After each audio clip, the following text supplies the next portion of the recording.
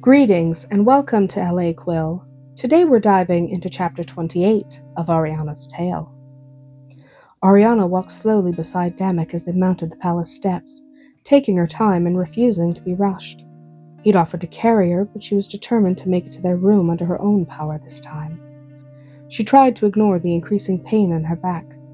She'd learned that women who were 4 months pregnant should not be riding around the desert, and she had firmly decided to take that lesson to heart. She cast a furtive glance behind her. 2 of Damuk's men were carrying a stretcher between them. Upon it was Lenora, the wolf Arianna had worked so hard to save in the desert. Damuk had wanted to send her to the stables to recuperate, but Arianna couldn't bear the thought of the poor thing all alone in the cold stables. Her tears had forced him to agree to allow Lenora in their chamber, but he still was insisting she stay off the bed. Arianna had grudgingly agreed when she hadn't been able to change his mind. She had it in her head to persuade him otherwise. Raewkon emerged from the huge double doors of the palace, looking both relieved and irritated. Arianna was reminded of the day 6 weeks ago when she had first climbed these stairs with Damuk. That time Damuk had carried her, tossing her over his shoulder as she struggled against him. She blushed, remembering the incident, a little embarrassed at her behavior that day. She resolved to act a little more mature from now on. Reaching the top of the marble stairs, Arianna and Damuk stopped before the Emperor. "I'm glad to see you are safe, my dear," Raewkon said, his voice smooth as silk. He might be relieved, but he was also burning with fury over the risk Arianna had taken with his grandchild. Before his father could say anything else, Damuk spoke mind to mind, wanting to abate his father's anger for the sake of both mother and child. "Father, don't be too hard on her. From everything she's told me, she couldn't have stopped herself from going." His tone was placating, reassuring, and very calm. Raewkon gave a purely mental sigh. "I realized as much based on the information you gave me earlier. But Damuk, she is partially my responsibility. She came under my protection the moment you put that ring on her finger. I must keep her safe, just as you must. We cannot do that if she persists in this disobedience. You did explain that, did you not?" "I did," he replied carefully, "but she feels she did the right thing. In her mind, there were no other options. She wasn't sure we'd help her if she told us, and she couldn't risk a refusal. Her brother's life was at stake, and that wasn't a risk she cared to take. If someone I cared for was in danger, I'd have done the same." Arianna was watching them both. She knew that they were speaking mind to mind, but had no way of knowing what they were saying to each other. She had the feeling that she was probably better off not knowing, at least at the moment. Damuk had told her that his father would probably be furious over this latest episode. Damuk himself was still angry with her, though he did his best not to let it show. She was grateful for that, though she suspected that he was just waiting till she was rested to really lecture her about her apparent disobedience. She no longer worried that he'd harm her. The worst he'd ever really done was shout at her, no matter how angry she'd made him. Before her thoughts could continue along those lines, Valine appeared. She chuckled and scolded and quickly bundled Arianna off to bathe and rest. Arianna had never felt so grateful for the midwife's overbearing personality. It took her out of the line of fire, if it could be called that. She didn't have to worry about the Emperor as long as Valine had anything to say about it. As Valine removed Arianna from their sights, Raewkon smiled ruefully. That woman just didn't seem to care that he was Emperor, not when it came to protecting Arianna. He supposed that it wasn't an entirely negative thing. "Well, I guess that conversation will have to wait." He motioned for Damuk to follow him and led the way to his study. "Tell me, does it seem as if her brother will aid us in our cause?" "I think so," Damuk replied, falling into step beside his father. "He's not sure yet how to do it, but between him and his young friend, they should come up with something. They are fairly intelligent, even for being so young." Raewkon thought about that. He wasn't used to placing his trust in Republicans. It was disconcerting, but it might be something he would have to accept. "Then you suggest we just wait?" He would feel better if they were actively working at acquiring the Sirius Stone, but he knew from experience that sometimes action was not the way to win. Sometimes you just had to wait. They entered the Emperor's study, and Damuk sank into a chair, removing his riding gloves and tucking them into his belt. "I'm not sure there's anything else we can do at this point."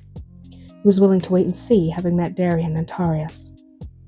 The Emperor took a seat behind the ornate desk and regarded his son carefully, contemplating the next move.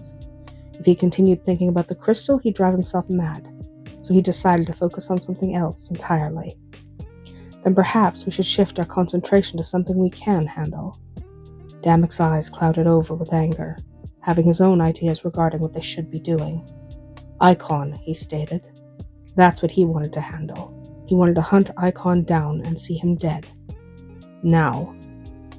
Actually, I was thinking more about the Muradin. His son looked at him in surprise. I know you want to go after Icon, but I think we'll have more luck catching him, and Cybil by default, if we go after that sea creature. Actually, he wasn't sure of that, but it might just have the effect of getting Damuk to focus on the Muradin, taking his mind from Icon for a while. Since they couldn't actually find Icon, there wasn't anything to be done about him at the moment anyway. Damuk couldn't see the connection, at least not right away. What do you mean? I think that Cybil is the one who summoned the beast. Raewkon saw his son's eyes widen. He smiled, realizing that Damuk had never thought it might be possible that his aunt was the cause of their problems, at least in regards to invasion in the West. Actually, I'm fairly certain of it now. You're more powerful than she is by far, and you told me yourself that she couldn't have done it. Damuk was confused. There was a nagging idea at the back of his mind, one that didn't bode well for them. He resolutely pushed it away. Just the notion that she might be more powerful than both himself and his father was disturbing. Raewkon was surprised that his son still could not see the source of Cybil's power. True, the signs were well hidden, but at this point Damuk really should have realized Cybil's true nature. He must be too focused on his betrothed to see clearly, Raewkon decided. He sighed and explained rather reluctantly, "But I am not practicing blood magic." He waited for a response from his son. Raewkon knew that he was right, that Cybil was a blood mage. There was no doubt of it now. Damuk was stunned into silence.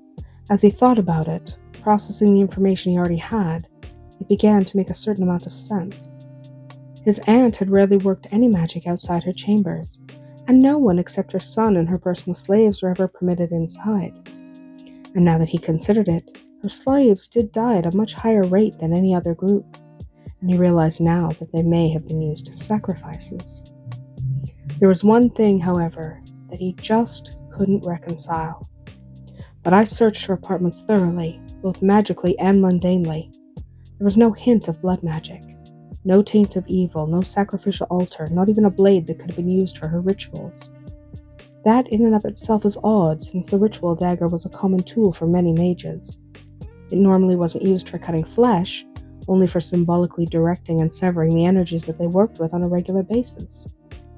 For his aunt not to have one when Cybil was classically trained was highly unusual, but she was also experienced enough not to need one, which may have explained its absence. "I know," the Emperor replied. "I examined her rooms after you left to follow Arianna. The signs were well hidden. The tools were carefully concealed within hidden apartments, and the taint was even more carefully covered by the illusion of earth magic. If I had not already suspected that she was a blood mage, I would have missed them myself." He shifted his gaze to the fire, which had only recently been lit. The chill of the evening would soon descend, and the fires would help combat the cold. Blood magic is how she has managed to work some very high-level spells without my knowledge. I would have sensed anything disturbing our very limited magical resources. Damuk nodded, realizing his father must be correct. He'd been wondering how Cybil had managed a portal spell without alerting anyone. Now he knew. Blood magic left no instability to see or feel. Blood magic was the foulest kind, and the caster paid dearly for its power. Even the smallest use of blood magic, while granting a great deal of power, sapped the life force of the mage. The caster didn't usually notice the symptoms for many years, and by then it was too late. Eventually, a blood mage lived as a virtual shade, nothing but a slave to the powers they sought to control, hungering always for the energy, but never truly satisfied. It was, literally, a living hell. Damuk wouldn't wish that on anyone, not even his treasonous cousin and deceptive aunt. "If she's using blood magic, how are we supposed to combat her?" Damuk asked, sure there was no real answer. He'd participated in mage duels before, both as training exercises and in real combat. but he'd never faced a truly powerful blood mage. His aunt was powerful and aided by the highly charged energy of sacrifice. There was no telling how potent her abilities had become. To his surprise, his father laughed. "Have you forgotten your earliest lessons? I thought I taught you better than that." He suppressed his laughter and answered the question. "It's not a matter of power. It's using that power wisely. I have seen the lowest mage combat an adept and win simply by knowing the weaknesses of their enemy. You have spent too much time being the most powerful combat mage, I suppose. You have not yet been forced to develop true cunning." He paused, looking directly at his son. But blood mages have more weaknesses than most. They tend to not have truly examined themselves, so they are rarely aware of these weaknesses. Surely you remember the vision quest I had you complete when you were 21? He waited for his son's acknowledgement. "So then you know your own greatest weakness. I'm betting my sister does not know hers. But we know her well enough. What is Cybil's greatest weakness?" Damuk thought about that. He hadn't spent much time with his aunt in the last 10 years. He'd spent too much time learning magic and becoming a formidable warrior, mostly at Dupree, and not enough in the capital with his extended family. Even so, he knew her kind. Cybil was power-hungry to the point where she would ignore anything and everything to achieve that power. And she underestimated other people, thought that everyone else was rather stupid. They could use that to their advantage. "She's overconfident," he replied in answer to his father's question. "Confidence may be a strength, but she takes it to extremes. She assumes that her plans will work, not because they are perfect, but because everyone else is too stupid to be a threat. And because of that attitude, she will not expect us to be clever," Raewkon concluded. "And clever we must be if we are to overcome her. Our first goal should be the Muradin. If we can defeat it, we are one step closer to defeating her." Damuk raised an eyebrow. "I wasn't prepared last time. Now, knowing what I'm up against, I should be able to kill the creature, if I'm careful and cunning about it." Raewkon nodded. "I think you can as well. I would go myself, but I am needed here."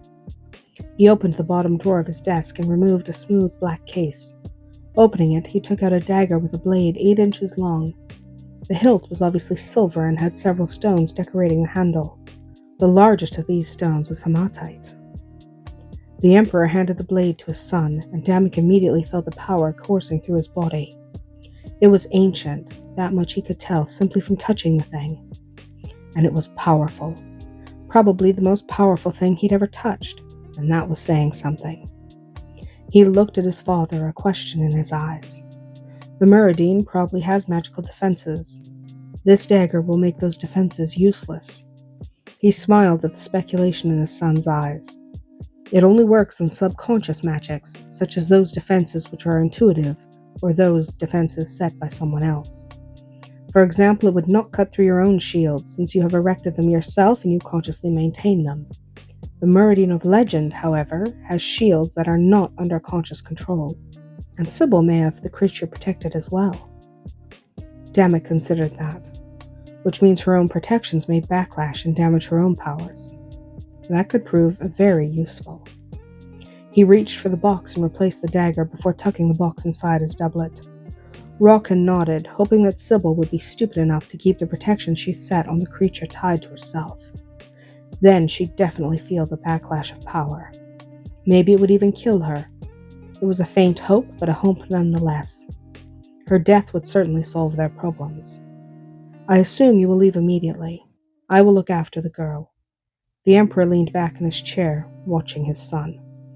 Damuk recognized that tone. His father expected him to rush from the palace to the coast right now, tonight. He had no intention of doing that. Arianna's comfort and safety were of primary importance to him. "I will leave at first light. Not before."